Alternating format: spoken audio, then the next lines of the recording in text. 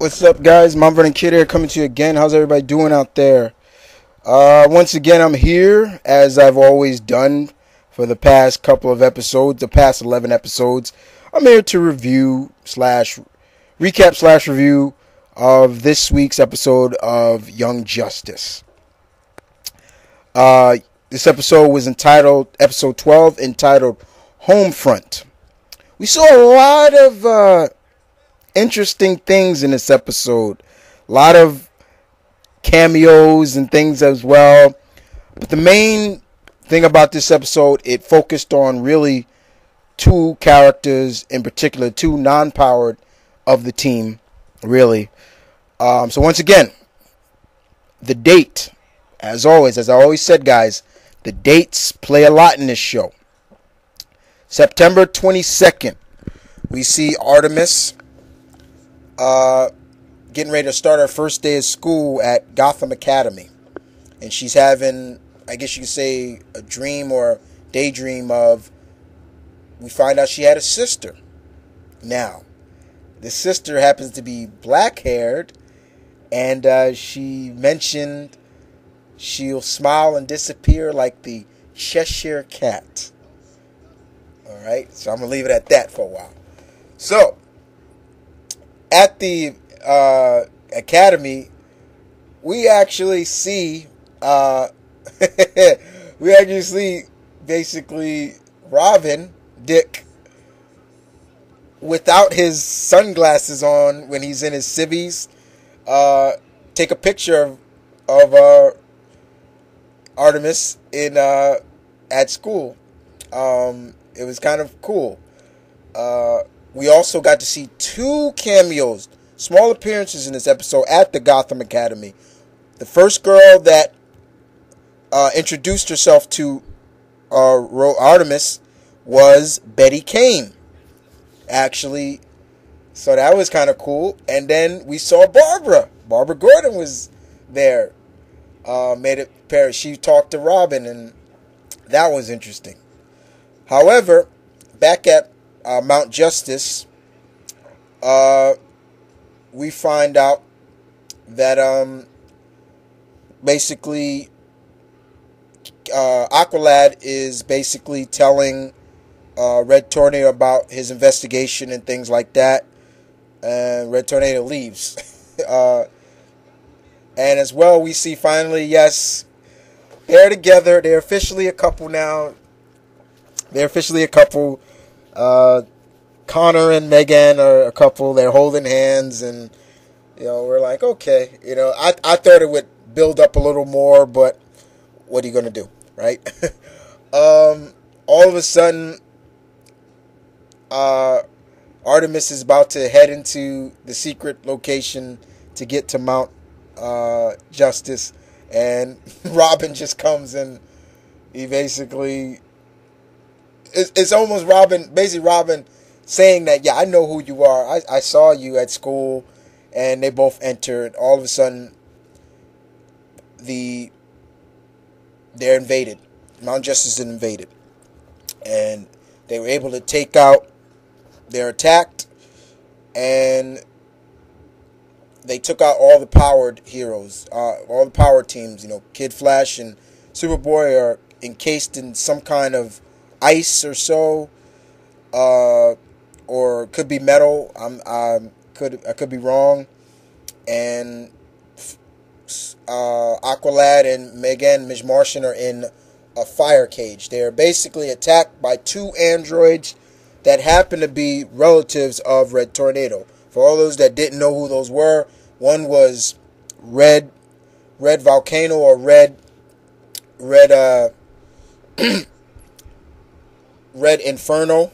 The other one was Red Torpedo or Red Tsunami. Basically, that's who they were. And pretty much it became a cat and mouse game, but for Artemis and Robin to try to stay one step ahead of these two androids and try to help their friends. It really became that way.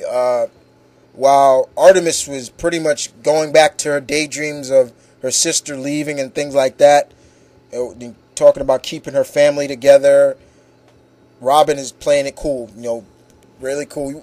You're really starting to see why you see the talent of Robin in this. His Batman trained him well. Keeping his cool, not losing, going out of control. Like, oh, we got to do this. We got to do this. How are we going to stop? We don't have superpowers. That was Artemis. That was how she was through most of this episode. She's doubting herself and basically saying, we don't have superpowers. How are we going to be able to match these guys? Robin is like, stay calm. And she's like, how can you stay so calm? I've been doing it since I was 9 years old and things like that. It was great to see Robin on the forefront on this. Really show what he can do and like don't take this guy lightly because he doesn't have superpowers. I've never taken Robin lightly ever. And it really came off really good like that. Robin deducted his skills very well in this episode, showed off what he can do and how to stop these two androids. It was great. It was really good to see. And Robin faked his own capture just to get so Artemis could basically take the last shot. She finally came to her senses and knew that, okay, she has to be strong and help the team. Because at one point she was going to break out and just try to get help from the League. And she in the end, the triumphant return, she came, saved the day. She shot a electronic pulse, an EMP, at the androids. They short-circuited for a while. And pretty much they were saved. And pretty much after that, Red Tornado came back. And the kids were telling, Red Tornado basically what happened.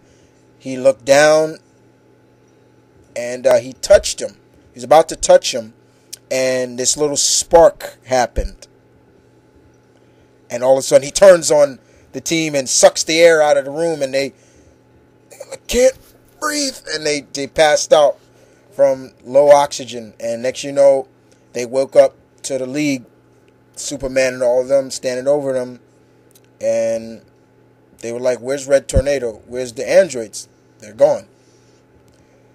So, basically, guys, I'm not calling it like that. I'm not calling it that Red Tornado's the villain. I'm not. I'm trying not to. And I know there's some people out there that are probably on my side about this as well.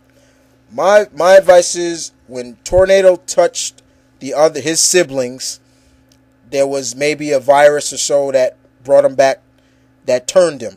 That's how I'm calling it.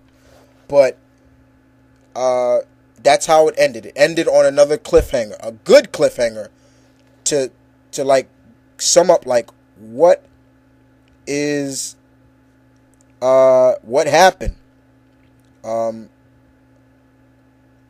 What's going to happen? Where's Red Tornado? There are a lot of questions to be asked. We saw that Cheshire is related some way to Artemis. There were a lot of questions and answers made in this episode, Homefront, which is really good. I can't wait till next week's episode, called Alpha Male. And the team pretty much goes, on the look to find out what happened at Red Tornado. So it's going to continue right into what happened in last week's episode, which was really good. What else I can also tell you about next week's episode is Captain Marvel will be in this episode as like their like den mother or so. Captain Marvel will be the den mother, the new like den mother to the team now. While Red Tornado used to be that way, now Captain Marvel will take over his spot, which is kind of cool. I don't mind. It's good to see the captain, and in a way, it's kind of good because who better to be their kind of den mother than another kid? I mean, we can't lie. Captain Marvel is not a full-grown man. He is a man-child in a way, but it's cool. I can't wait to next week's episode, October 7th, which is going to be really good. This show has been really good. I can't wait till more of my favorite shows that I love come back. And so speaking, I'm talking about the Avengers. But what did you guys think of Homefront episode 12? Did you like it? Did it answer some of your questions, guys? And how do you feel? Do you feel that Red Tornadoes is the turncoat, or are you with me? It is a virus or so corrupting his system. You got to remember, guys, he is an android. But other than that, guys, this is Mount Vernon Kid. As always, saying peace, one love, stay tuned, keep it real. You guys take care.